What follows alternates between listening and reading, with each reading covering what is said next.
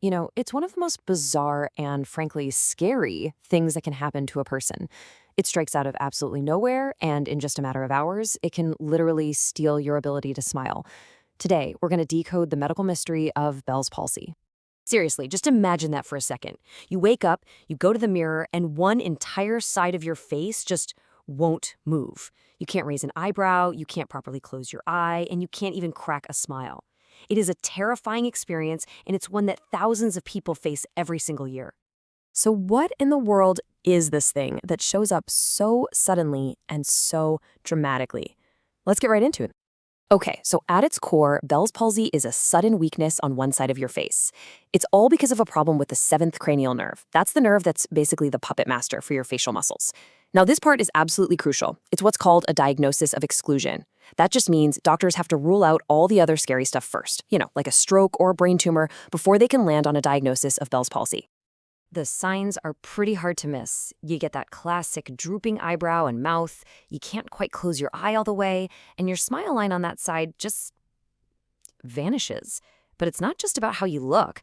That facial nerve does other things too. So some people might notice that food tastes weird, or that normal sounds all of a sudden seem incredibly loud in one ear. So what's actually happening here? What's causing this sudden paralysis? Well, the official answer is we don't know for sure, but scientists have a really, really strong theory. Okay, so think of your facial nerve like a wire that has to run through this super tight, bony tunnel in your skull. Now, for reasons we think are often linked to a virus that was just hanging out, like the one that causes cold sores, that nerve can suddenly get inflamed and swell up. Well, inside that tiny bone tunnel, there's zero room to expand, so the nerve gets pinched hard, and that compression is what blocks the signals from your brain to your face, causing the paralysis. Of course, the very first thing anyone thinks is, oh my God, am I having a stroke? And that's a totally normal fear. But here's the key difference doctors look for, and it's all in the forehead. With Bell's palsy, the entire side of the face is affected. You can't wrinkle your brow at all.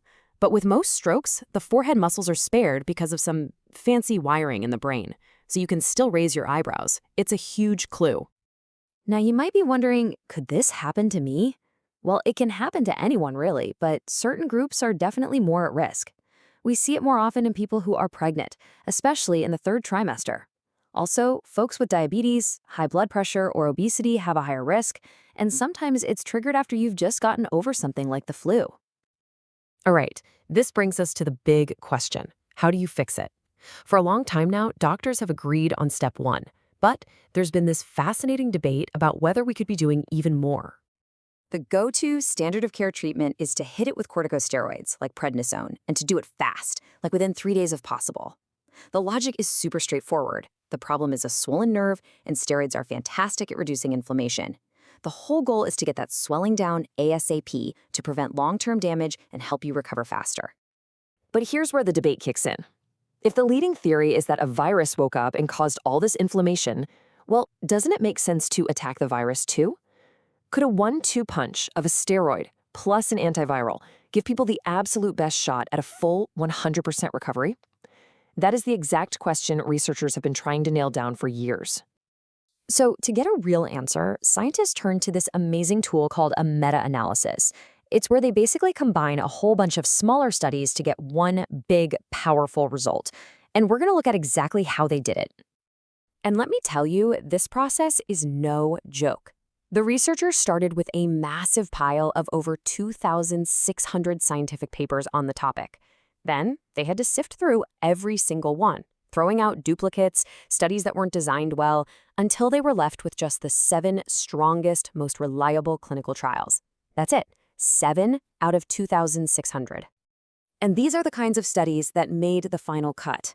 As you can see, they're all a little different. Different numbers of patients, slightly different drugs, but they were all testing that same basic idea. And that's what's so cool about a meta-analysis. It can take all this messy, varied data and find the single hidden trend underneath it all. Okay, this thing is called a forest plot. And I know it looks a little intense, but it's actually a pretty simple way to see all the evidence at once. Each of those horizontal lines is one of the studies. But the real star of the show is that diamond at the very bottom. That represents the combined, powerful result of every single study, all rolled into one. It's the big answer. So when they ran the numbers using the most common statistical method, the result was, well, it was crystal clear. That diamond landed firmly on the side of this helps. It didn't even touch the middle line of no effect. This analysis basically shouted that yes, adding an antiviral drug significantly helps people recover. But, and this is where science gets really cool, they didn't just stop there. They did it all over again using a different, more modern statistical method. This second approach is a little more cautious, and it came back with a slightly different answer. It basically said, yeah, it probably helps, but we're not quite certain enough to call it a sure thing. And this chart shows us exactly why there's that little bit of doubt. See, the diamond, our big result, is still on the side of benefit, but look closely. The edge of its margin of error, that shaded area, just barely kisses that center line of no effect. In the world of statistics, that means there's still a tiny bit of uncertainty. So it's promising for sure, but it's not quite a slam dunk. Okay, so we've got one method giving a definite yes, and another giving a probably, but we can't be 100% sure. What does all this scientific back and forth actually mean for a real person sitting in a doctor's office? So let's just boil this all down. The evidence is definitely pointing in one direction.